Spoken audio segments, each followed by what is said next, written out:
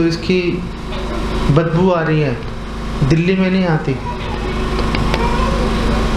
दिल्ली में इतना पॉल्यूशन है, इतना प्रदूषण है, ये एक जनरेटर के चलने से कोई फर्क नहीं पड़ता। जैसे अगर कोई व्यक्ति, दिल्ली में बहुत सारे गंदे नाले हैं, तो कई बार हम उसके पास से निकलते हैं तो नाक बंद करनी पड़ती है, लेकिन कई लोग उसी नाले के ऊपर ही रह रहे होते हैं। तो एक बार मैंने किसी से पूछा, कह रहे तुम्हें बदबू नहीं आती? तो वो कहता है कौन सी बदबू? उनको आदत हो जाती है। तो पता नहीं आप लोगों को पता है या नहीं पता, आप लोग स्वर्ग लोक में रह रहे हो, लेकिन दिक्कत क्या है कि आप लोग यहाँ से बाहर निकलना चाहते हो। यहाँ पे वही लोग रह रहे हैं जो मजबूरी में यहाँ फंसे हुए हैं। जो निकल सकता है निकल जाता है। वो कोई स्वर्ग लोक में रहना नहीं चाहता। एक बार मैं कश्मीर में था, तो वहाँ पे मैं सुबह सैर के लिए निकला, वॉक के लिए। तो मुझे भूख लगी, उस सेब के पेड़ लगे हुए थे, एक सेब थोड़ा खा लिया, कोई पूछ नहीं रहा। आप दिल्ली में किसी के घर के बाहर से एक फूल तोड़ के दिखा दो, लोग ईंट पत्थर चलाना शुरू कर देते हैं। इतनी बुरी हालत है। तो वहाँ पे एक छोटी सी बच्ची मिली मुझे, 17-18 साल की थी वो बच्ची। तो मैंने उससे पूछा क्या पढ़ रही है, क्या कर रही है? तो उसने कहा मैं MBA कर रही हूँ। और मैंने उससे पूछा अच्छा फिर क्या होगा? तो उसने कहा मैं खूब पढ़ाई करके दिल्ली जाके रहूँगी। मैंने कहा दिल्ली वाले यहाँ आना चाहते हैं भाग के, तुम दिल्ली क्यों रहना चाहती हो? वहाँ पे तो सांस लेना मुश्किल है। तो बोलती है कि वहाँ पे पैसा है। तो मैंने उसको समझाने की कोशिश की, सुख पैसे में नहीं है। मैंने उसको बताया कि दिल्ली में एक डॉक्टर है, उसने 2 गुर्दे एक के साथ एक रखे। उसने एक गुर्दा एक पहाड़ी व्यक्ति का था, एक गुर्दा दिल्ली के रहने वाले निवासी का था। तो जो दिल्ली के निवासी का गुर्दा था एकदम काला पड़ा हुआ था एकदम, और जो पहाड़ी व्यक्ति का गुर्दा था एकदम लाल, एकदम जिसे कहते हैं सेब की तरह लाल। खा नहीं सकते उसको, लेकिन लाल था। ये दिल्ली जैसे शहर, ना तो कोई संस्कृति है, ना लोगों के पास समय है एक दूसरे से मिलने का। आयु भी घटती जा रही है। आज सुबह मैं प्रसाद पा रहा था,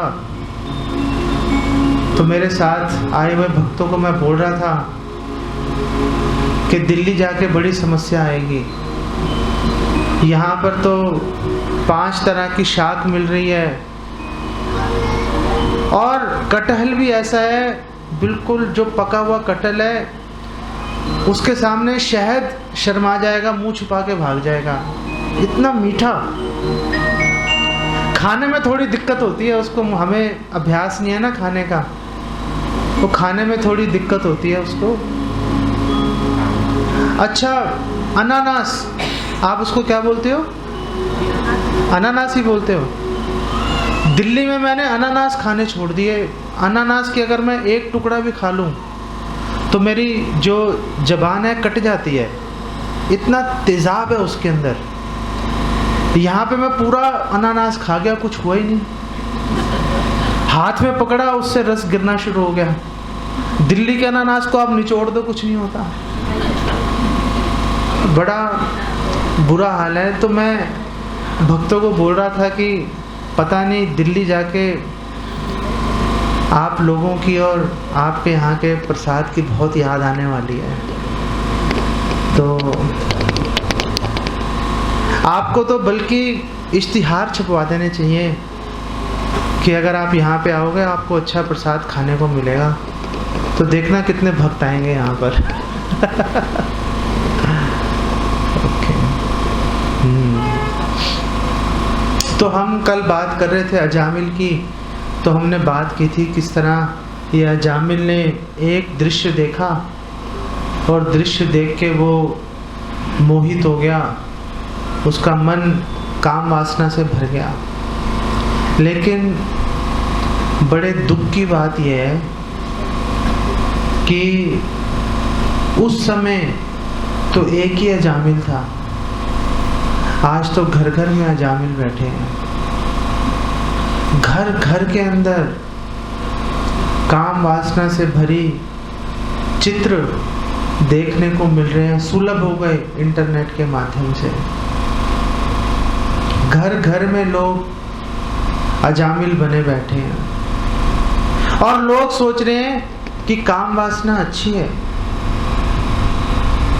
अगर काम वासना होगी तो ऊर्जा आएगी, ऊर्जा आने से काम करने, मेहनत करने का और मन करेगा। बात उल्टी है। हमारे शास्त्र हमें थक गए समझा समझा कर कि शरीर की परवाह मत करो, मन को देखो, मन के साथ क्या हो रहा है। क्या आप मन के गुलाम हो या मन आपका गुलाम है? तो उदाहरण दिया जाता है आग। आग सबको पता है। तो अगर प्रश्न पूछा जाए आग अच्छी है कि बुरी है, आग अच्छी है कि बुरी है? हाँ, अच्छी है, बुरी है? हाँ, तो बुरी है तो फिर रोटी कैसे बनेगी? तो इसका उत्तर है कि अगर चूल्हे में जल रही है तो अच्छी है, अगर घर में लग गई तो खराब है। मतलब अगर आपके नियंत्रण में है आग, अगर आपकी दास है आग, तो अच्छी है। अगर वही आग आपका दासत्व छोड़ के आपके सिर पे सवार होगी तो गंदी है, तो खराब है। नहीं, मन भी ऐसे ही है। अगर आपके वश में है तो अच्छा है, अगर आप मन के वश में हो तो खराब है। ऐसे ऐसे काम कराएगा।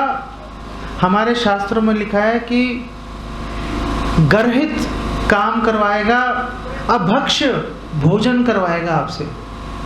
जो खाने लायक नहीं है वो खिलवाएगा आपको।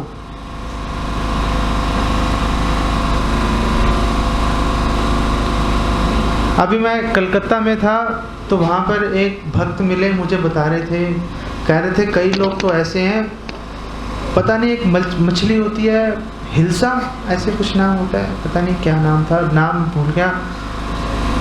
तो वो बता रहा था कि कह रहे कि ये कई लोग ऐसे होते हैं कि वो लोग सड़ी हुई मछली खाना चाहते हैं। मैंने कहा क्या कह रहे हो तुम? मछली, ताज़ी मछली में इतनी बदबू होती है, झेली नहीं जाती। सड़ी हुई मछली कोई कैसे खा सकता है? उससे तो शरीर भी खराब होने का खतरा है।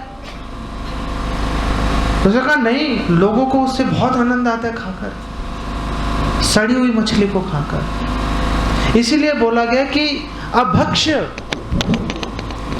जो खाने लायक नहीं है, जिसको देखकर सुअर भी अपना मुंह फेर ले, वो वस्तु खिलवा देगा मन, अगर हम मन के वशीभूत हो गए। इसीलिए हमारे शास्त्रों ने बोला कि देखो, अपनी पूरा आप अपना दम लगा दो मन को अपने वश में करने के लिए। बाकी सब चीजें नगण्य हैं, बाकी सब चीजें तुच्छ हैं, बाकी चीजों का कोई मतलब नहीं है। अपने मन को अपने वश में करो। अगर मन को जीत लिया दुनिया तुम्हारी है, अगर मन को हार लिया दुनिया जीतनी भी बेकार है। सारी बात मन के ऊपर चल के खत्म हो जाती है। इसलिए हमारे साधु महात्मा कहते थे, सादा जीवन उच्च विचार। सादगी से जीवन व्यतीत करो, विचार बड़े रखो। हम हमारे हिसाब से आज की तारीख में उच्च विचार का मतलब है ज़्यादा पैसे। जिसके पास ज़्यादा पैसे हैं वो उच्च विचार का व्यक्ति है। ये अंबानी, टाटा, बिरला, ये बहुत समझदार हैं क्योंकि ज़्यादा पैसे हैं। लेकिन प्रश्न ये है कि मरने के बाद इनका क्या होगा। प्रश्न ये है, जितनी भी समझदारी है 60, 70, 80, 100 साल खत्म। उसके बाद क्या होने वाला है, अगला जीवन क्या मिलने वाला है। क्या कुत्ते बिल्ली के शरीर में जाएंगे, देवी देवता के शरीर में जाएंगे, मनुष्य बनेंगे या भगवत धाम जाएंगे, ये प्रश्न है।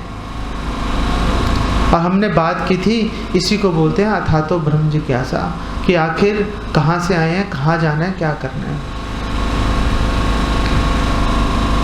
तो हमने बात की थी कि अजामिल ने अलक्षित रूप से, सांकेतिक रूप से उसने नारायण का नाम लिया तो विष्णु दूत आ गए। विष्णु दूतों ने यमदूतों को रोककर अजामिल की रक्षा कर ली। तो कई लोग इस बात का विश्वास नहीं करते। कई लोग बोलते हैं नहीं, ऐसा कैसे हो सकता है कि नामाभास से अभी शुद्ध नाम भी नहीं लिया, नामाभास से कैसे कोई व्यक्ति उद्धार हो सकता है, कैसे कोई व्यक्ति मोक्ष प्राप्त कर सकता है। चैतन्य चरितामृत और चैतन्य भागवत में दोनों जगह ये वर्णन आता है। हरिदास ठाकुर रुके हुए थे हिरण्य मजूमदार और गोवर्धन मजूमदार के घर में, और वहाँ पर एक सभा हो रही थी। तो उस सभा में हरिदास ठाकुर नाम की महिमा बता रहे थे, और हरिदास ठाकुर ने बोला, देखो जैसे सूर्य अरुणोदय के समय, सूर्योदय से पहले अरुणोदय होता है। अरुण जो है वो सूर्य देव का ड्राइवर है। तो ड्राइवर जो है वो मालिक के आगे बैठा होता है। तो कोई भी गंतव्य होगा तो पहले ड्राइवर पहुंचेगा, उसके कुछ क्षण के बाद मालिक पहुंचेगा। तो जब सूर्योदय होता है तो सूर्योदय से पहले अरुणोदय होता है। अभी सूर्य उदय हुआ भी नहीं, अभी दिखाई नहीं दे रहा, लेकिन प्रकाश हो जाता है। वो प्रकाश के अंदर, प्रकाश के होते ही चोर डाकुओं का भय खत्म हो जाता है, सारी चीजें स्पष्ट दिखाई देनी शुरू हो जाती हैं। हरिदास ठाकुर ने कहा, इसी प्रकार नाम के आभास मात्र से, अभी शुद्ध नाम आया नहीं है, नाम के आभास मात्र से, जैसे सूर्य के आभास से रोशनी हो जाती है, ऐसे नाम के आभास से मोक्ष प्राप्त हो जाता है। तो उस सभा में एक ब्राह्मण बैठा था, बहुत ही सुंदर।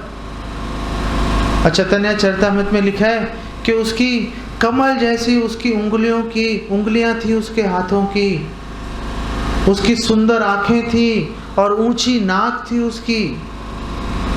देखने में कामदेव की तरह लगता था वो। उसका नाम था गोपाल चक्रवर्ती।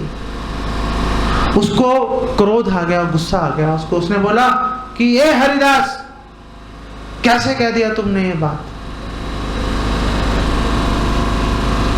लोग करोड़ों जन्म तक तपस्या करते हैं तो मुक्ति प्राप्त नहीं होती, तुम कह रहे हो कि नामाभास से मुक्ति प्राप्त हो जाएगी।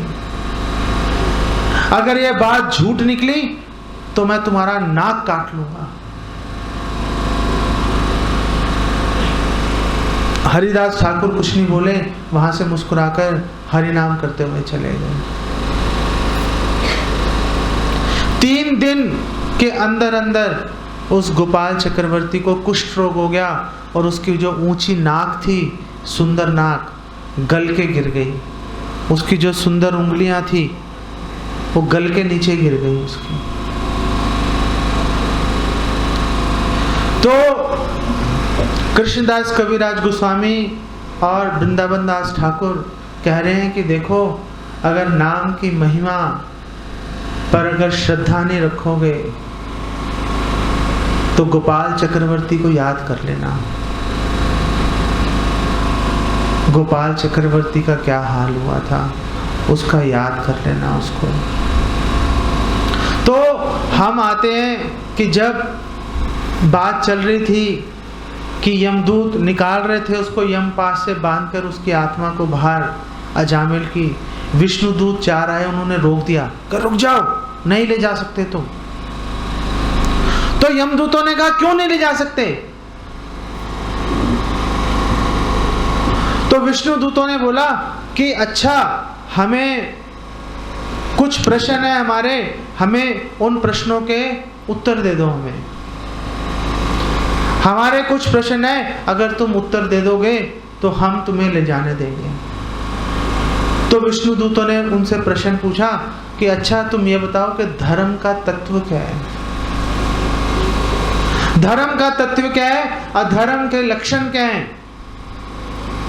अधर्म कैसा है? दिखने में कैसा पता चलेगा कि क्या धर्म है, क्या अधर्म है? दंड कैसे दिया जाता है? दंड कैसे दिया जाएगा, ये बताइए हमें कि दंड का अधिकारी कौन है?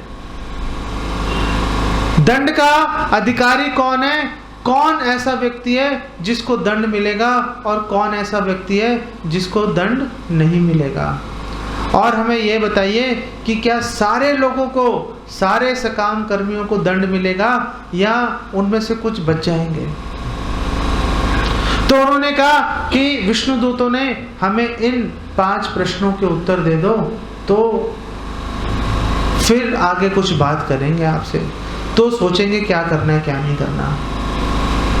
अब यमदूतों की बारी आई। यमदूत पहले से बड़े विचलित हो रहे थे।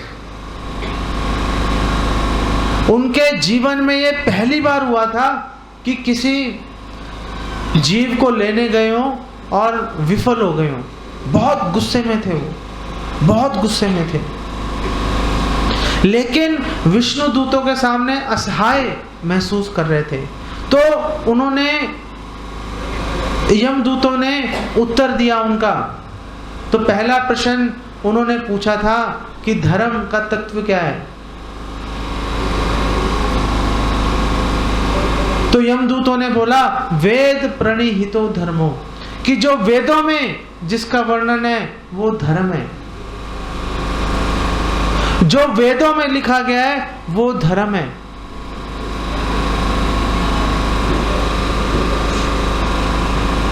तो अधर्म क्या है? उन्होंने बोला ही अधर्मस् तद विपर्यया, जो विपरीत है, विपर्यया जो विपरीत है, जो शास्त्रों के वचनों के, जो वेदों के वचनों के विपरीत है, वो अधर्म है।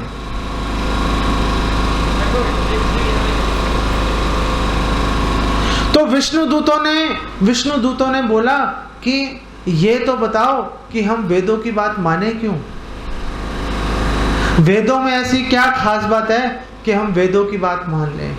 तो यमदूतों ने बोला वेदो नारायणः साक्षात्, वेद स्वयं नारायण है। नारायण और वेदों में कुछ भेद नहीं है।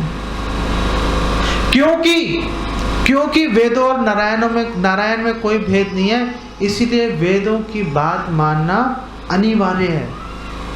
ऐसा नहीं हो सकता कि वेदों की बात को झुठला दिया जाए। स्वयंभुर इति शुश्रुमा, हमने सुना है, इति शुश्रुमा हमने सुना है ऐसा कि जो वेद है भगवान की श्वास से स्वयंभू अपने आप प्रकट हुए हैं, पैदा नहीं हुए कहीं से, अपने आप प्रकट हुए हैं। और हमारे शास्त्रों में बोला है कि जो भगवान नारायण है उनकी श्वास ऋग्वेद है। जब भगवान श्वास लेते हैं, छोड़ते हैं, लेते हैं, वो ऋग्वेद है। अच्छा, भगवान की श्वास छोड़ने और लेने में कितना टाइम लगता है? जब भगवान श्वास लेते, जब श्वास छोड़ते हैं और लेते हैं तो उसमें कितना टाइम लगता है? हाँ, कितना टाइम लगता है? तो ब्रह्मा जी कह रहे हैं कि इतना टाइम लगता है कि मेरा पूरा जीवन खत्म हो जाता है उसमें। यश एक निश्वसित कालमथ अवलंब्य जीवंति लोम विलिजा जगदंड नाथा। जो जगत के नाथ हैं, जो जगत के नाथ समझते हैं, जैसे मैं हूं ब्रह्मा, यश एक निश्वसित, उनकी एक सांस छोड़ने और वापस खींचने के अंदर मेरा जीवन खत्म हो जाता है। उन नारायण की, उन महाविष्णु की हम बात कर रहे हैं। ये जो वेद हैं, उन नारायण, उन महाविष्णु से अभिन्न है। तो यमदूतों ने बोला कि उन नारायण से क्योंकि अभिन्न है, इसलिए वेदों की बात मानना अनिवार्य है। अगर वेदों की बात नहीं मानोगे, जो बात वेदों में नहीं लिखी हुई, जो बात वेदों की शिक्षाओं के विपरीत है, उसको पाप कहते हैं। तो पाप है क्या? पाप है क्या ये तो बताओ। आखिर पाप दिखने में कैसा है? पाप के लक्षण कैसे हैं? तो भागवतम के प्रथम स्कंद के अंदर पाप की परिभाषा दी हुई है। जब महाराज परीक्षित ने पकड़ लिया था कली को और उसको मारने वाले थे और कली पैरों में गिर गया था महाराज परीक्षित के, और बोल रहा था कि मुझे माफ कर दीजिए, मुझे छोड़ दीजिए, मुझे जीवन दान दीजिए। तो परीक्षित महाराज ने कहा कि तू मेरे राज्य की सीमा से बाहर चला जा, मैं तेरे को अभय दान देता हूं। पर कली ने बोला ये तो संभव ही नहीं है, पूरी पृथ्वी पर आपका राज्य है, कहाँ जाऊं? कोई तो जगह दो अपने राज्य में रहने के लिए। तो उस समय ये 4 जगह अभ्यर्थितस्तदा तस्मै, जब उसने भिक्षा मांगी, कली ने जब कली ने भिक्षा मांगी, स्थानानि कले ददो, तो परीक्षित महाराज ने ददो दे दिए कली को स्थान रहने के लिए। स्थानानि कलयो ददो, उन्होंने स्थान दे दिया परीक्षित महाराज ने कली को रहने के लिए। 4 जगहें दे दी रहने के लिए। द्यूतम पानम स्त्रिय सूना। द्यूतम मतलब जहां जुआ खेला जाता है, पानम जहां पे मदिरा पी जाती है, स्त्रिय जहां पे व्यभिचार होता है, व्यभिचार के ऊपर हमने कल भी बात की थी, और सूना जहां पर मांस भक्षण किया जाता है।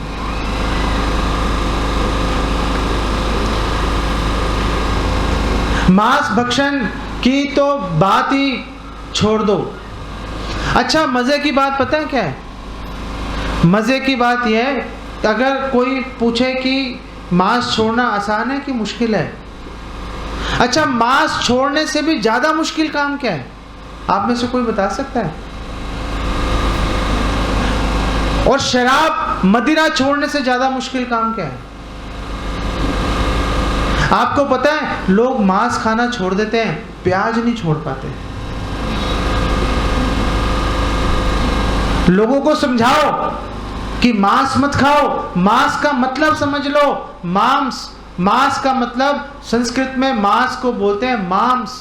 मांस शब्द 2 शब्दों से मिलकर बना है, मांस, और इसका अर्थ है कि जब कोई व्यक्ति मांस खाता है वो एक एग्रीमेंट साइन कर देता है, एक एग्रीमेंट पे हस्ताक्षर कर देता है। मांस, इसका मतलब है जो मैं आज तुम्हारे साथ कर रहा हूं, मैं स्वीकृति देता हूं कि कल तुम ये मेरे साथ कर लेना।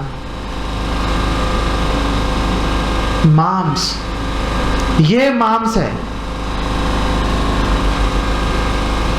पता नहीं कैसे लोग अपनी ही मौत के वारंट पे साइन कर रहे हैं। बड़ा अजीब है सुनने में, ये बात सुनने में अजीब है। किसी को बोलो कि देख तेरे हाथ में है तेरी मृत्यु, अगर तू इस कागज पे हस्ताक्षर करेगा तो ही मरेगा, नहीं तो अगर नहीं करेगा तो नहीं मरेगा। वो कहेगा लो हस्ताक्षर कर देता हूं। ये तो सरासर बेवकूफी हुई है। तो अपनी मौत के वारंट पे खुद ही साइन किए जा रहे हैं। मांस, तू भी कर ले मेरे साथ, मैं बुरा नहीं मनाऊंगा। जो मैं तेरे साथ कर रहा हूं, आज मैं तुझे खा रहा हूं, कल तू मुझे खा लियो। इसमें कहाँ की समझदारी है, कहाँ की समझदारी है। और दूसरी बात ये भी है कि अगर दूसरे पे हिंसा करेंगे सुख खुद भी नहीं मिलेगा। अगर दूसरे पे हिंसा करेंगे, दूसरों को दुख देकर खुद सुख की आकांक्षा आखिर हो कैसे सकती है? कैसे सुख की तलाश कर लें, कैसे सुख की अपेक्षा कर लें जब दूसरों को दुख दे रहे हैं? तो लोग बोलते हैं कि कहाँ लिखा है अधर्म, कहाँ लिखा है पाप? यहाँ लिखा है पाप की परिभाषा। ये हम प्रमाण दे रहे हैं भागवतम से। पहले स्कंद के 17वें अध्याय का 38वां श्लोक है, जहां मर्जी जाकर देख लेना।